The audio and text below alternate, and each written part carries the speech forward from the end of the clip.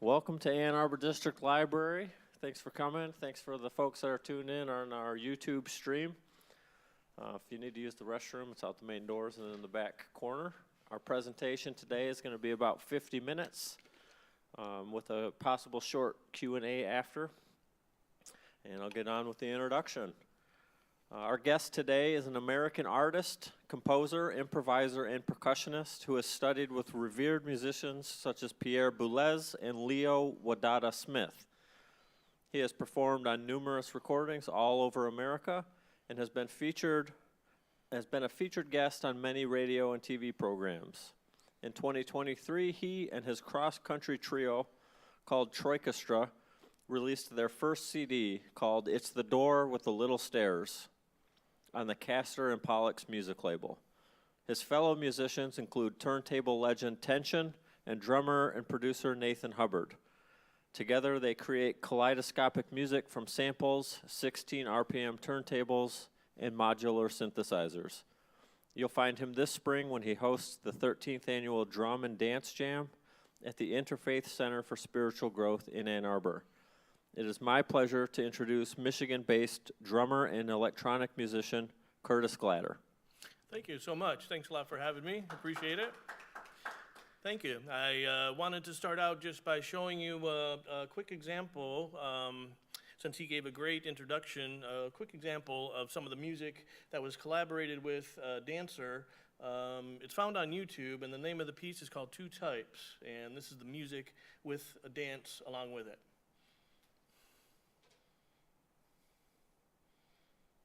DC power of your vision. Keep your eyes when hooked up to a generator. There are two types. Watching your hands will Manufactured. The fourth R. Operating in both. Place your finger on the home row, and there you have the trouble today. Operate in the A, S, D, F. On the other hand, For the right hand, Now think of it. People acting like everyone else. signifies curve your fingers slightly with a gradual downward slope. more complex. Will satisfy your Rhythm. Similar to playing the drums. The sharp, rhythmic Land that has ever been known. Why? reach comfortably. by definition. Receive and transfer. Develop rhythm. Just as there are mobile and Cue.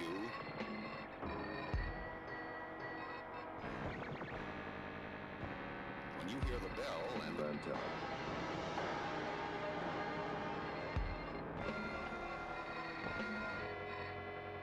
now assume the proper posture. Walkie-talkie. Receive. Left hand,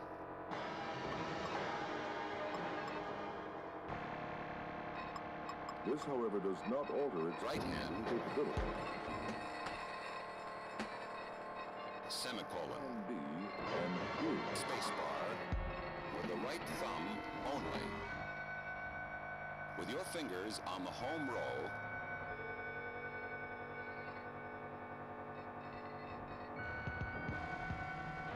now eyes on lesson one. Who succeeds? Ready? Type. A worthy ideal. Money will not solve these basic problems of There existence. are two types. There are two types. You must learn to get in touch with the innermost essence of your being. Two types. And when you're grounded in the knowledge of your true self, Space. when you really understand your true nature, you will never feel guilty, fearful, or insecure about money. Space. Two types. Money will not solve these basic problems of existence. Space. There are two types. Because you will realize that the essence of wealth is life energy. It is pure potentiality. You must learn to get in touch There are two types. with the innermost essence of your being. Two types.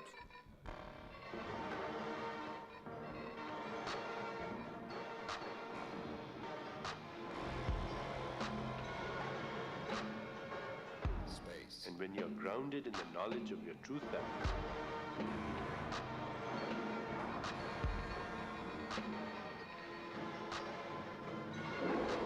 when you really understand your true nature, you will never feel guilty, fearful, or insecure about money. Remember, when the bell rings, it's your cue to stop and go to the next line.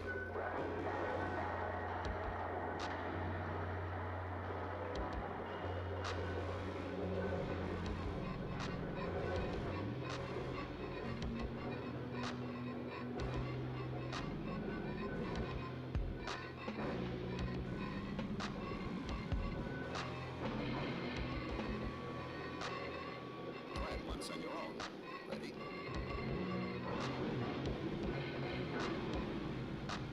Remember, practice is the key.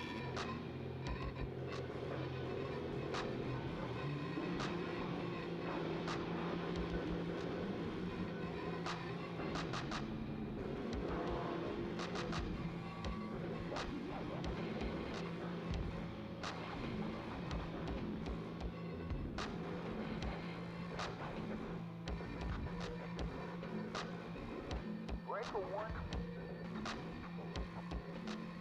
Come back. Surprise you, cowboy. You're looking for a grocery store. That's a big 10-4. Took them up, stop about 3 miles on the right. 5-1 time for that right coast, cowboy. You there, cowboy? Ah, go, Breaker. You what? Putting out under the seat. That's a big 410, guy. Near the black water hole? Yeah, guy, you go 5 miles to Smoky Staircase, turn right, and there's an eat-em-up stop about a quarter mile on the left. You got that, guy? Roger. I'm up, I'm down, I'm gone.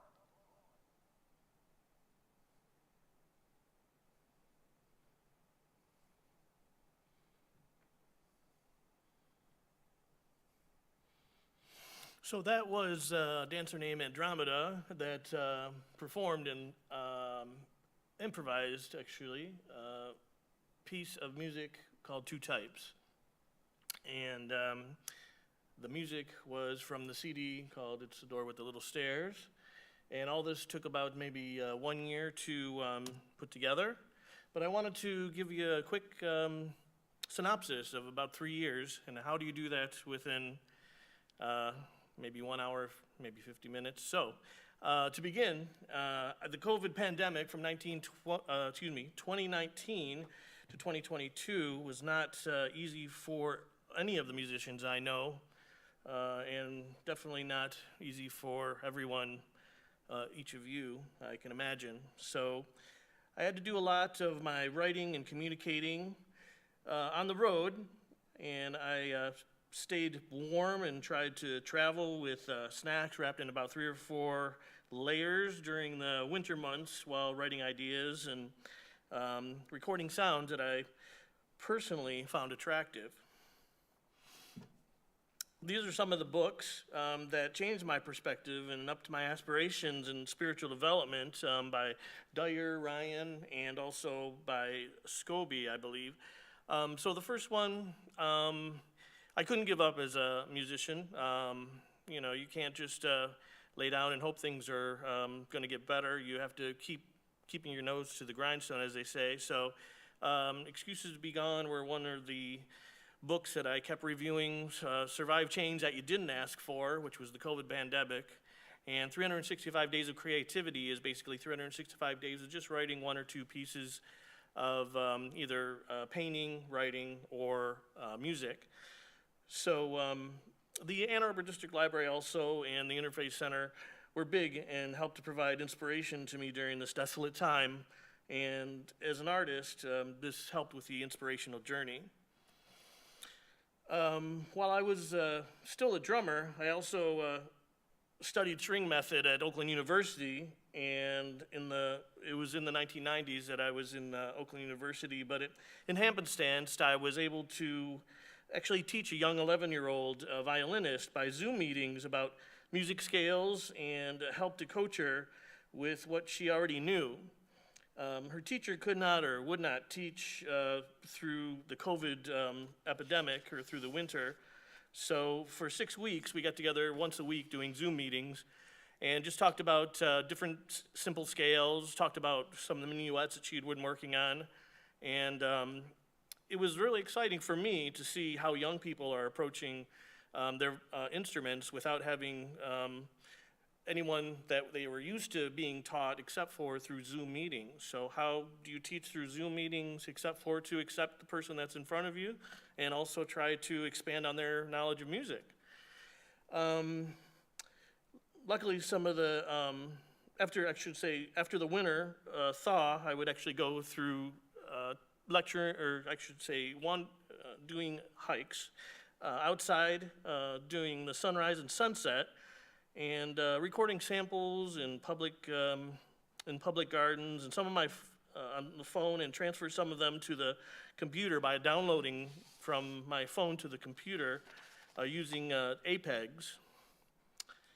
And luckily, there were some record stores that were scraping by and open to pick up some random CDs, so they would have like dollar sales. So some of the music that you see up here really did influence me. Some of the music of Chick Corea, who recently passed away, Bernstein, Gillespie, Belson, Zorn, and Regina Carter helped to keep me inspired through the shut-in. And also, a close friend actually helped me also. I just wanted to reiterate my thanks to that friend who turned me on to something called the Master Classes. It was an online series, and I started studying lectures from a movie composer named Danny Elfman. Danny Elfman had a lecture series which was about 12 to 14 different short videos. They were about 15 to 20 minutes long, and he talked about how he broke down music, how he thought about music and putting music to film. And as you can see here on the slide, these are some of the point minutes, or the minutes and seconds that he uses to kind of scratch out when he's done working on a piece of music. So you can see the minutes, the SEMTI minutes, or the SEMTI starts, and the SEMTI stops of each pieces of music. So I started approaching some of the music that I was working on that way. Can I put together 30 seconds, a minute and a half, maybe put together meanings that I'm feeling within 30 to 40 seconds, like a movie, so to speak. One of the other things that I had the opportunity to do is study some of my favorite musicians and artists.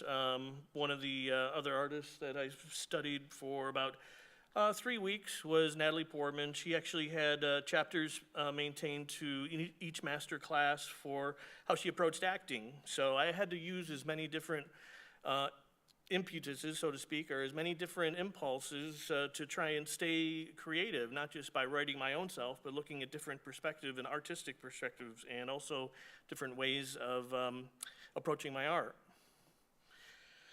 And while listening to a lot of music in local radio shows, I also went back to read a lot of material from 1990 and 2000. Some friends of mine actually did want to get together, and they did want to, during the thaw of the spring, did want to continue performing and practicing outdoors. So we had a chance to do a little bit of rehearsing and talking and performing outdoors at local parks. The other thing I wanted to mention is that there's a guy that I studied with in 1999 who had a big impact on a lot of the music that I write. He talked about mixing a lot of different styles of music together. So he's a French composer named Pierre Boulez. And I just happened to pick up a book at a sale called French College Lectures. It's about a 500-page piece of lectures that was done over in France. So it was incredibly influential to be able to dig into some of the people that I had chance to shake hands with and study some of their words about how they got through some of the, Second World War and some of the things that were going on while they were writing music. And of course, there were lots of sales at the different local record stores again. I tried to get to as many different record stores as I could to see if I could pick up different artists, not just classical, not just jazz, but as you can see on the bottom, they had a local record store that was selling only blues, and I picked up about 10 or 15 different blues records, which to me, these guys are legends on the, everybody you see there on the stack of lists. And I also happened to pick up this funny thing during the pandemic. It's a coin that actually came up online. It was just sent to me. And do you want to see if you'd like to invest in a coin that proves that you actually did, survive the pandemic? And as you can see on the bottom, 2020 was a difficult year, so why not, So I did travel a lot. Getting back to how do you survive a pandemic? Well, you should, as an artist, still travel a lot, even if it's on your own, even if it's opportunity in the snow, sleet, any opportunity you have. So I was up north, and I had a chance to drive from Ann Arbor to up north to just roam around wineries where there was nothing producing, and go down to different lighthouses where nothing was happening except for cold weather. And I tried to record some of the sounds of the ice. I tried to record some of the sounds of my footsteps. I didn't live an extravagant. I lived a very simple life during the pandemic. So just traveling really inspired me. And as you can see in this slide, this is what I used to when I was traveling to different hotels. This is how I would set up. I had an old keyboard that I've had since 1990, and I've also have my laptop, which I usually use.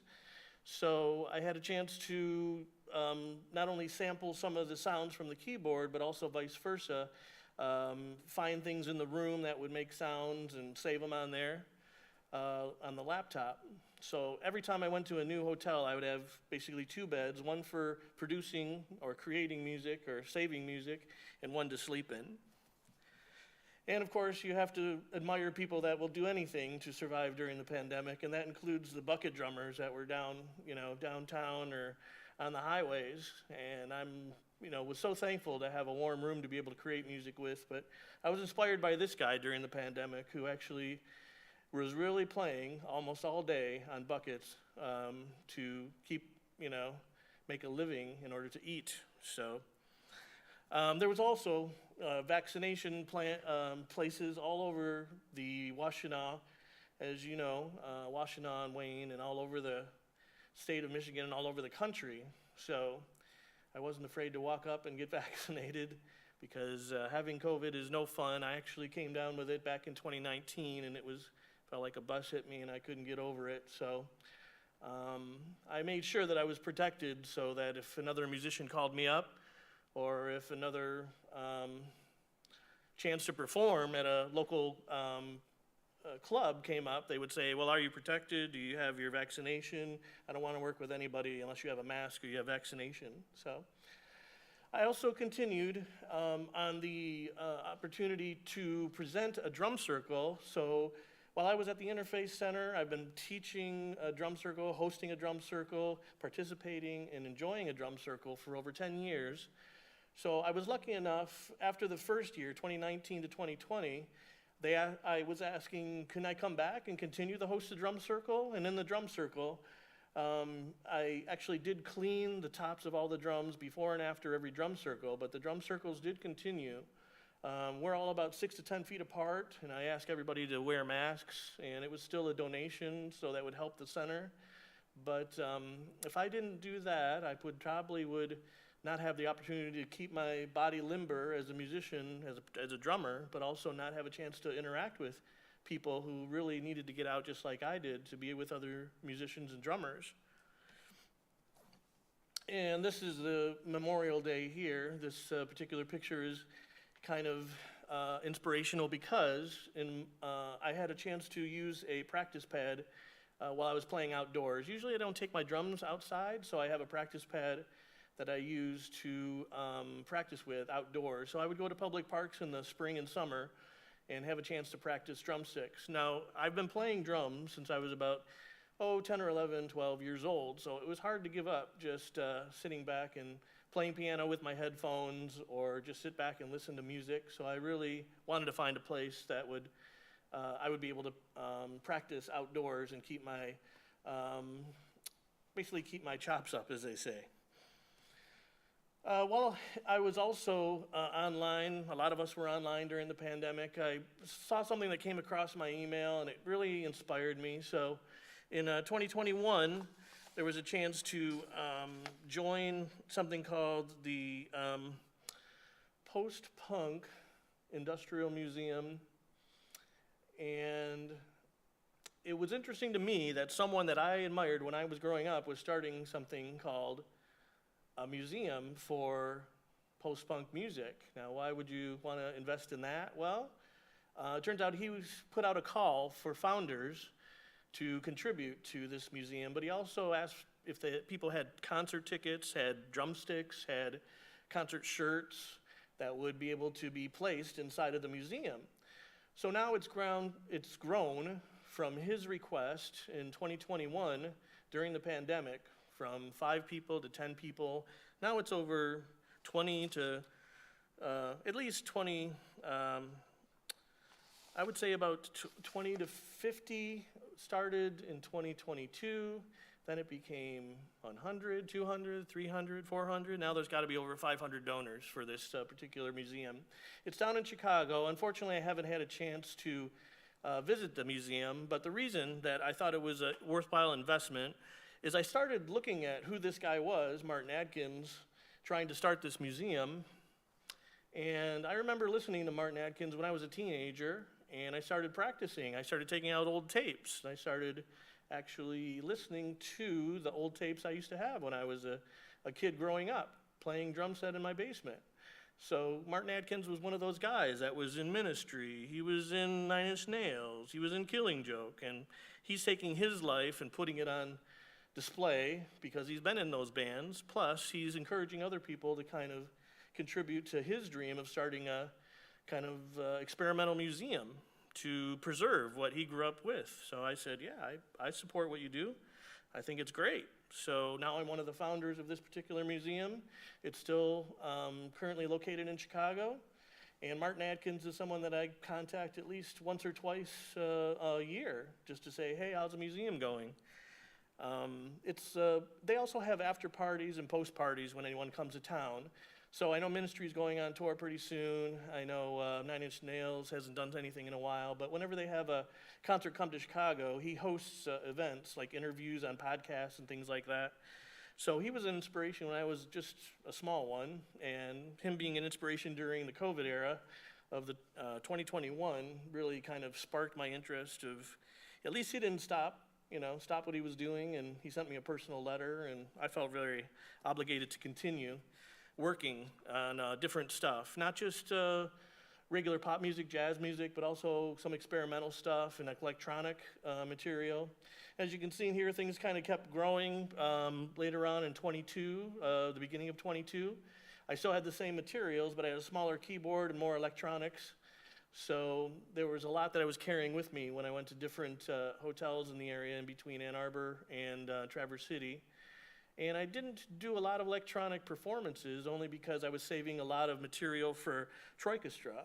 So we were slowly building the Troikastra album little by little.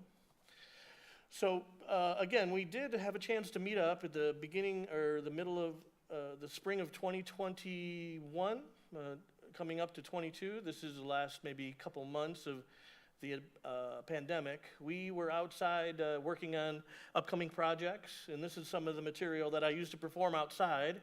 So there's a gong, there's some plates and bowls, and just stuff to keep me inspired and not just play a regular drum set with a band outside. This is another performance that we did outside. It was basically at sunset. You can see the glowing bags on the bottom there, and those were standpoints, or basically the marks where their musicians would perform. And it was a really beautiful experience. So to get together with other musicians and other artists and dancers that were into the same, we're basically into the same idea of thriving, surviving, contending with the epidemic was really inspiring to me. And also, being a part of the Ann Arbor Library was a big deal to me. I had a chance to experiment with a lot of different instruments, bass, guitar. I have a glockenspiel, which I bought myself, but I started experimenting with some of the musicians I found at the library as well. There are a lot of the musical instruments I found.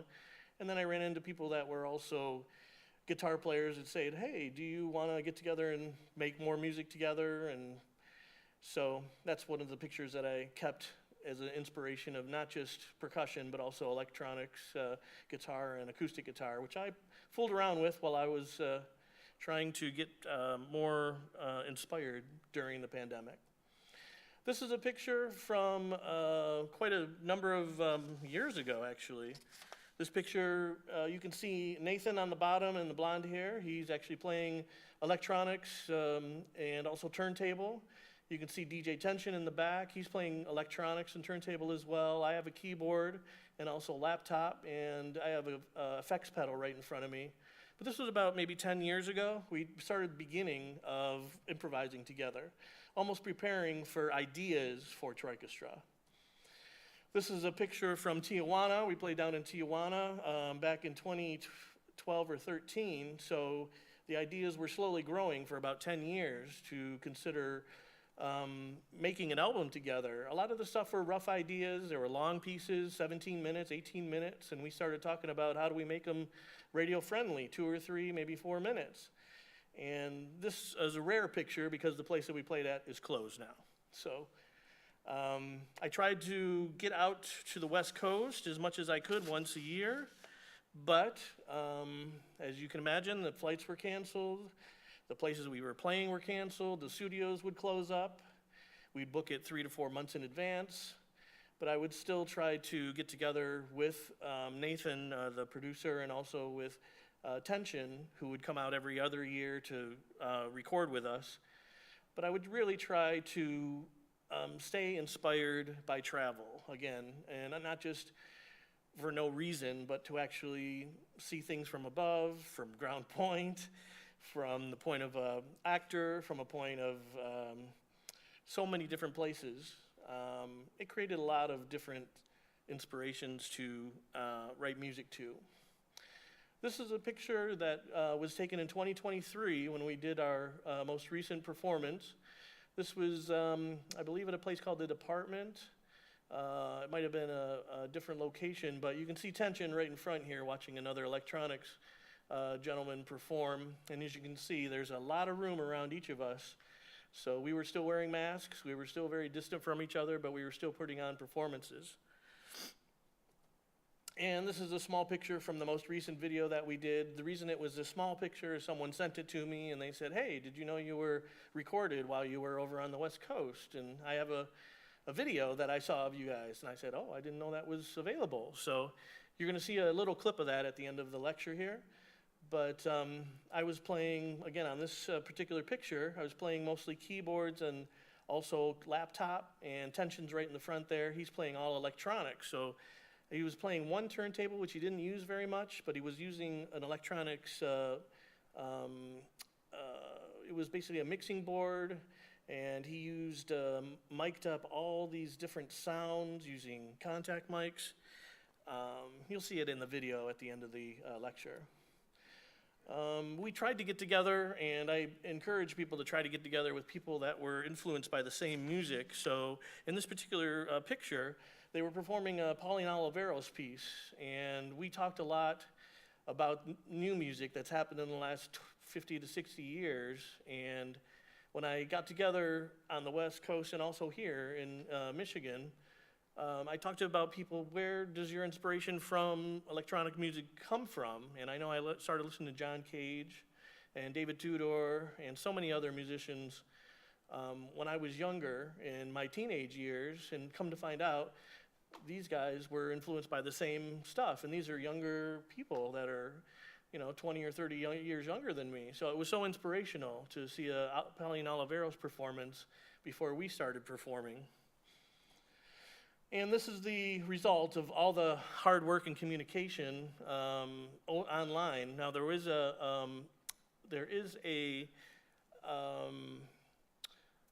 there is a program that we did use, and the program was communicating not only through Gmail, but it was basically material being downloaded. Now, how did we get a record mixed and mastered and created when we are in different states? He's in California, I'm in Michigan. So we would send mixes, opinions of mixes to each other, and then we would have it mastered, and then we would have to get somebody to do the art, and then we'd have to do the graphic output. And so when I got back to Michigan in 2023, basically I put a little sticker on the side of it and tried to sign a few, so if I was here in Michigan, or even if I went to the West Coast, I would be able to basically sell them in the date as a moniker of when this was recorded or put out. And I also had a chance to continue doing the drum circle just last summer. So last summer I continued not only to encourage people to keep drumming with me, please come and keep drumming, but also listen to some of the music that has been put out since the pandemic happened. So this is a little ad that was inside of, I think it was Natural Awakenings. It had event hosted by myself, but also kind of promoted the website online, gave a little bit of information about my phone number so that if you want to buy any material from me, or if you want to contact me for lessons, you can always do that. And I also had the opportunity to sign contracts with some of the record stores who would actually host our record. So in the bottom there you can see Troikastra's recording. That's at Rock of Ages in Garden City. And also this is at the Dearborn Music over in Dearborn. You can see that they agreed to keep it on the new release shelves, which is nice. And the 1-2 slots over on the right-hand side is Rivulet, which is the first recording I did with Nathan Hubbard back in 2005. So it's a long time, 20 years since we've been working together. So I felt very lucky to be able to come back to Michigan where I grew up and be able to have the records that I created on the shelves of the record stores. And this very last slide here is a little power box that when I was walking around downtown San Diego, I noticed that they had a little sticker there. I didn't put it there, but it turns out that someone did grab a sticker somehow by buying a recording between here and the West Coast, and they did slap it on one of the power boxes over downtown. So that's always encouraging to see that somebody's listening to the music, you know. So I'll leave a little bit of time now for a question and answer if you have any questions or comments about the slide or the music. But before we get started with the Q&A, I wanted to play one small sample Matt has ready here of the music from Troikastra from that particular last performance we did.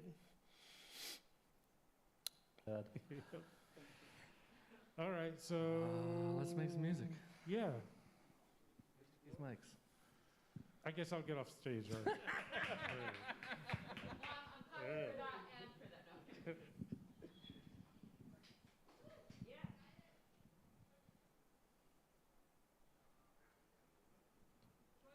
Troikastra.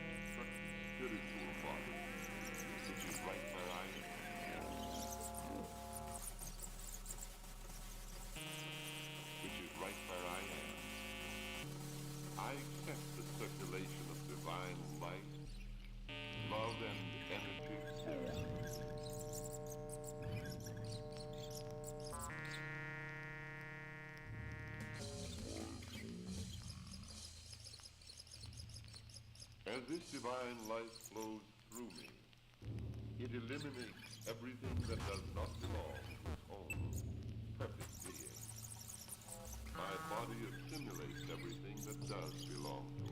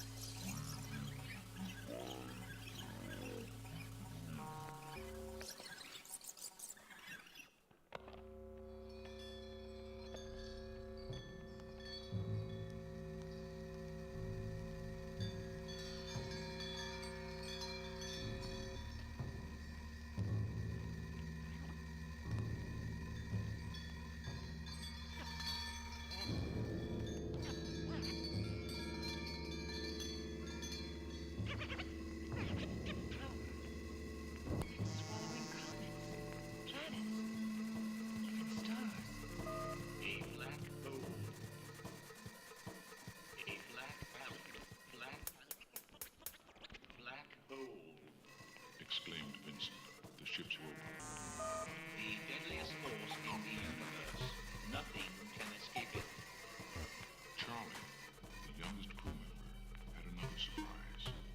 Captain Holland, there's a ship sitting motionless on the edge of the black hole.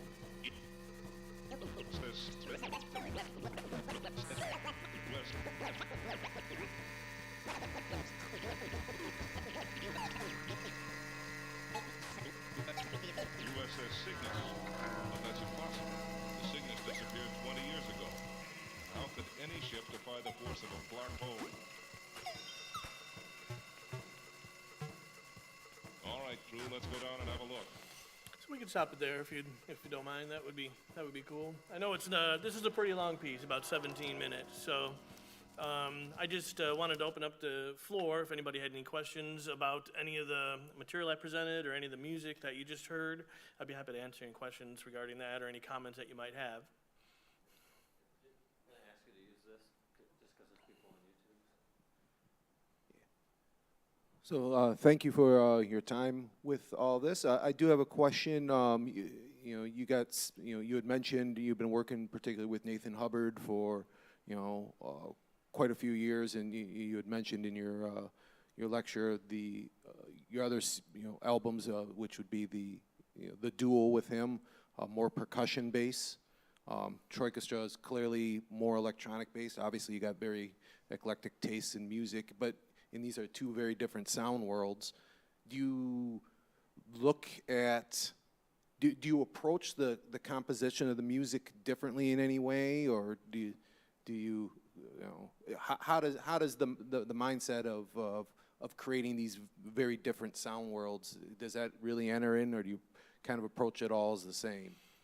Yeah, they actually did. That's a great question. So we had been working together, Nathan and I, since about 2001, and we're going on our third record together, coming up in probably 24 or 25. But the sound worlds that we tried to create, we knew a third person named, like DJ Tenshun, worked in a lot of different settings. So I've known DJ Tenshun also since about 2001, and it turned out that we both respected each other's approach to music, so I didn't try to play as a drummer. When I first got together with him, I knew that he was a hip-hop turntablist. I knew that he knew how to make sounds using the turntable electronics, and I would provide the drums. And when we got together as a trio, it turned out that we reminded each other that we were not only percussionists, we were musical